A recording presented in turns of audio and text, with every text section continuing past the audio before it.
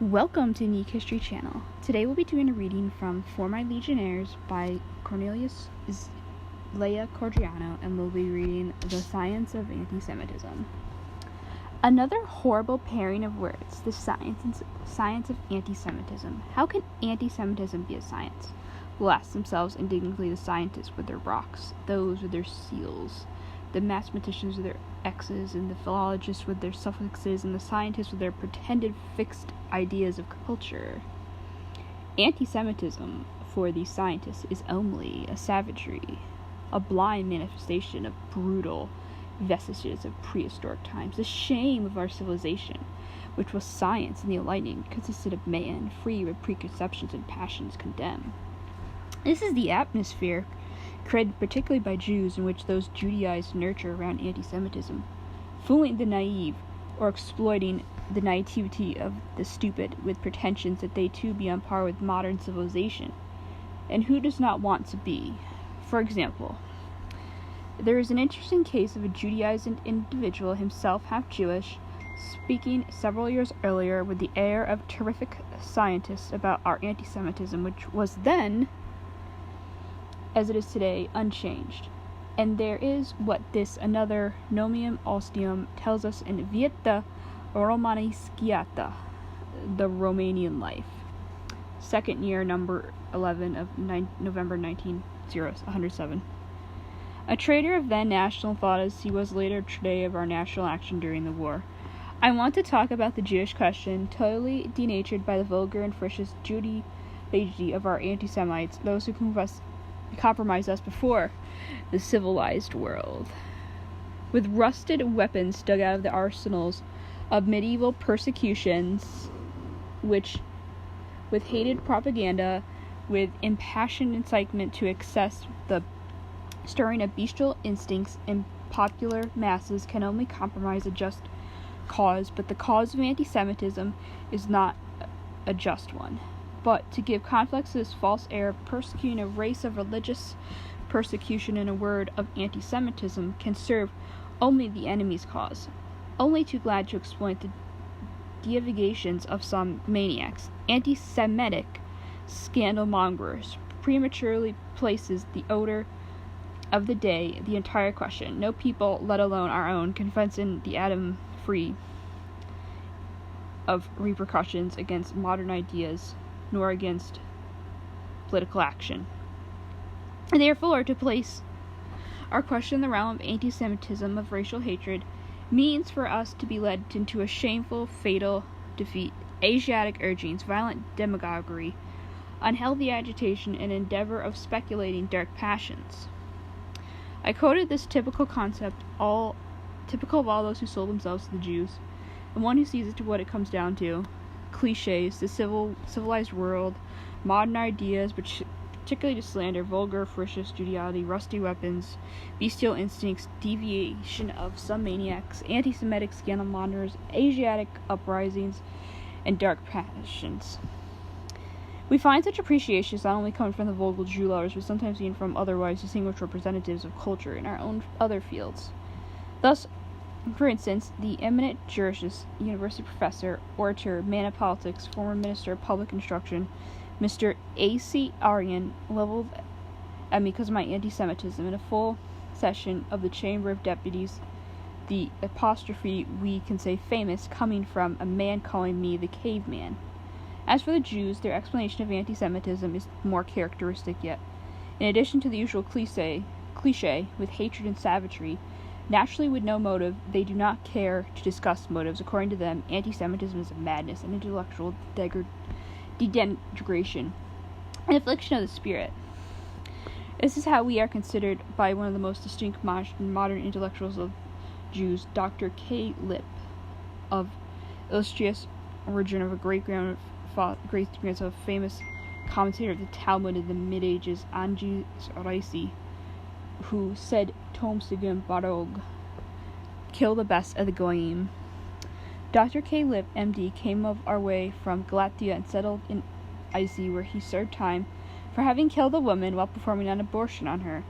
Even offered a special work in German entitled Symptoms of Mental Illness, Anti-Semitism in 1887. and is proof that the arguments used by the parasitic Jews against anti-Semitism are very poor.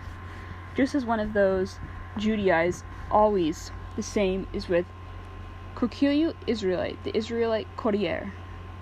The official organ of the Union of Naturalized Jews says in the editorial of its issue this Friday, September 15, 1922, under the title "Who Write Us at Apprende Nationale," the National Defense, slanderous as a band of rascals. There exists with these anti-Semites a state of intellectual degradation that reached perversity in the sense some kind of mental sadism by those who touched are pushed to lies and calcumines. As you can see, this is a very simple explanation, as well as extremely naive one. All that is said against the Jews is lies and culminates due to a specific intellectual degradation. The definition of anti-Semitism, according to Jews and those Judaized, is then summed up into these two words: savagery and madness, naturally of the anti-Semites. As for Jews, as a social phenomenon, they do not ever enter into this explanation, as if they do not exist. It was the savagery and madness that compelled all the people of all times, Egyptians, Persians, Romans, Arabs, as well as the modern nations up to this day, to consider Jews as a national menace and take measures against them. It was a savagery and madness which darkened the understanding of the most prominent representatives of the cultures of the nations, such as Cicero, Seneca, Titus, Mohammed, Martin Luther, Giordano Bruno, Frederick the Great, Voltaire, Joseph II, Napoleon, Goethe, Herder, Immanuel Kant, Fincher, Charles Fourier, Ludwig Feuerbach, Richard Wagner, Bismarck, Rudolf Theodor Billroth, Eugene Dreyfus, and countless others in all fields come against the Jews. Savagery and madness finally explains the anti-Semitism of the most distinguished representatives of our culture, such as Simone Baronati, P.P.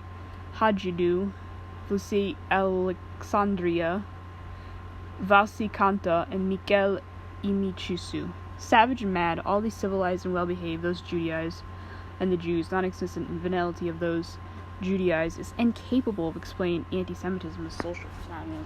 We'll call it the anti-Semitic theory. According to this theory of ours, in the makeup of anti-Semitism, we must distinguish three stages: instinct, conscious, and science. Instinct always makes the crowd, firstly preoccupied by its intimate material interests, oppose Jewish patriotism through popular movements, often times general and bloody, as it was among others. Example, the terrible movement of the Cossacks in Ukraine, led by Bogdan Chmielewski, which 250,000 Jews perished in 1649. Consciousness of the Jewish menace is awakened gradually, first in the educated classes, then it spreads and penetrates the masses. The former group unites the people with supporting their demands, the latter becomes thus progressively aware themselves. Science begins with parallel researches until it reaches only in our day the detriment of its objective, namely studying Judaism as a social phenomenon, lifts it out from the medium in which it seeks to hide, concluding that it is a human problem, in fact, those whose solution must be found. We could say, by virtue of the conclusions reached by Parishal Studios so far, they found anti-Semitism a science. This is the basis in which not to be confused with the science of anti-Semitism. What distinguishes them is their different objectives, and here is the definition determined by its objective of science, which clearly demonstrates to be a true science of its own domain. The science of anti-Semitism has to object Judaism as a social problem, being thus necessarily the synthesis of all sciences that contribute to its solution. When these sciences are that they are partial studies that contribute to the knowledge of Judaism, we have already seen. And this is the way in which the science of anti-Semitism uses their findings to arrive at a solution. History establishes that from the earliest time, Jews have been a people wandering through others, nomadic and countryless. The science of anti-Semitism establishes that this nomadism is contrary to the well-being of agricultural, sedentary peoples and cannot be tolerated. Anthropobiology establishes that Jews are a mixture of unrelated races, differing among themselves as the Semitic, Aryan, Negro, and Mongolian. The science of anti-Semitism explains the sterility of Jewish nation. In the dominant culture, as a result of this mongrelization, shows that this mongrel cannot contribute anything to the culture of other nations, which they only falsify, denaturing their characteristics. Theology establishes that the Jewish religion is an exclusivist religion based on the social covenant made between their God Yahweh and the Jews, considered as chosen sacred people apart from the other peoples. The science of anti-Semitism rigorously deducts such a concept, excludes the possibility of any peaceful cooperations or assimilation of Jews. Politics establishes that everywhere within the other nations, Jews have their unique social organization, constituting a state within the state. Science of anti-Semitism concludes that Jews are an anarchic element dangerous to the existence of all states. Political economy establishes that Jews have lived all times, even in Palestine, as a superimposed people over other nations, exploiting their labors, themselves not being direct producers. Science of anti-Semitism says that people has the right to defend its productive labor from exploitation by Jews who cannot be tolerated living like parasites, jeopardizing people's existence.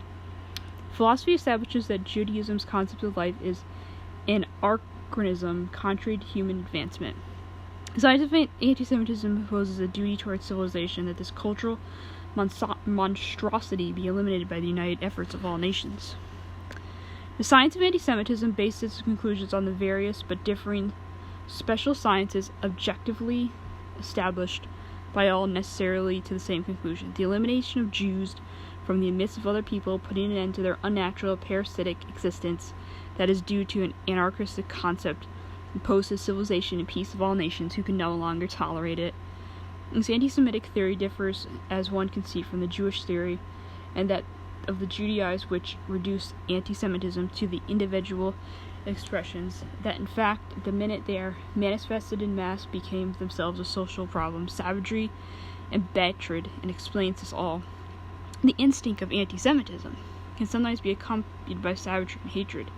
For instinct is blind, so they say, though is essential in defending life. The consciousness of anti-Semitism is added, however, to the instinct, enforcing its urges no matter how savage.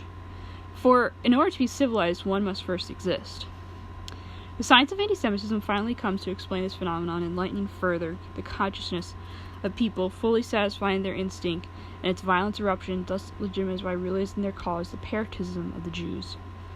Thus it gives us a formula of the scientific solution for the problem of Judaism, which in order to realize we have only to apply one modern anti-Semitism, then pools all energies, the energy of the instinct conscious science of fully revealed truth, forming a formidable social force, certainly capable of solving the greatest problem of civilization of our times, which is the Jewish problem.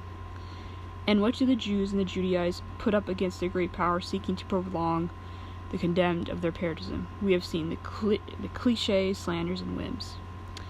The vulgar Judeophilia of our anti-Semites. They compromise us in the size of the civilized world. Rusty weapons, dug out of arsenal of medieval persecutions, is stirring up the bestial instincts in the popular masses, Asiatic urges, madness, mental sadism. These are all arguments they oppose our anti-Semitism, for they have no others, thinking that they can do away with it by their stupidities, while all the nations revolted by the nomadic Judah's parasitism, ravaging energy boils. Okay.